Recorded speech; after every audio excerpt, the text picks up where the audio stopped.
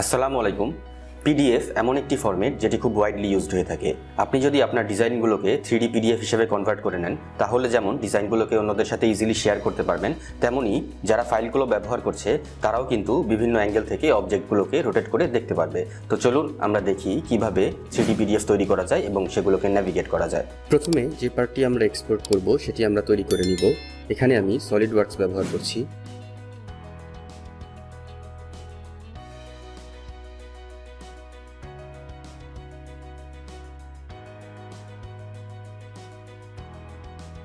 এখন আমরা ফাইলটিকে পিডিএফ হিসেবে এক্সপোর্ট করব।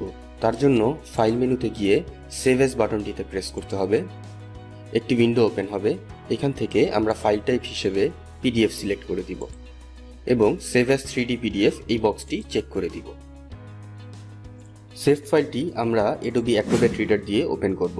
আমাদের লক্ষ্য রাখতে হবে সব পিডিএফ ভিউয়ার কিন্তু 3D ফিচার সাপোর্ট করে না। ফাইলটি ওপেন হয়ে গেলে আমরা আমাদের স্ক্রিনে 3D পার্টটি দেখতে পাবো।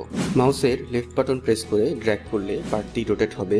আপনি মাউসের হুইল ইউজ করে পার্টটিকে জুম ইন বা জুম আউট করতে পারবেন, অথবা কন্ট্রোল প্রেস করে যদি মাউসটি মুভ করেন তাহলে পার্টটিকে মুভ করানো যাবে। এই টুলবার থেকে বিভিন্ন টুল আপনারা চাইলে ব্যবহার করতে পারবেন। যেমন এখান থেকে আপনি চাইলে রেন্ডার মোড চেঞ্জ করে দিতে পারেন, অথবা কোনো পার্টিকুলার ক্রস সেকশন দেখতে চাইলে আপনি এখান থেকে ক্রস সেকশন প্রপার্টিজে গিয়ে এনেবল ক্রস সেকশন এই বক্সটি চেক করে দিন। তারপর আপনার ডিজায়ার এক্সিস টাইপটি সিলেক্ট করুন। নিচের স্লাইডারগুলোকে মুভ করিয়ে আপনি আপনার কাঙ্ক্ষিত ক্রস সেকশনটি দেখতে পাবেন। ভিডিওটি আপনাদের ভালো লেগে থাকলে আপনার বন্ধুদের সাথে শেয়ার করুন, আর আপনাদের কোনো অপিনিয়ন থাকলে সেটা আমাদেরকে কমেন্ট করে জানাতে পারেন। ক্যাড কোডের সঙ্গে থাকার জন্য ধন্যবাদ।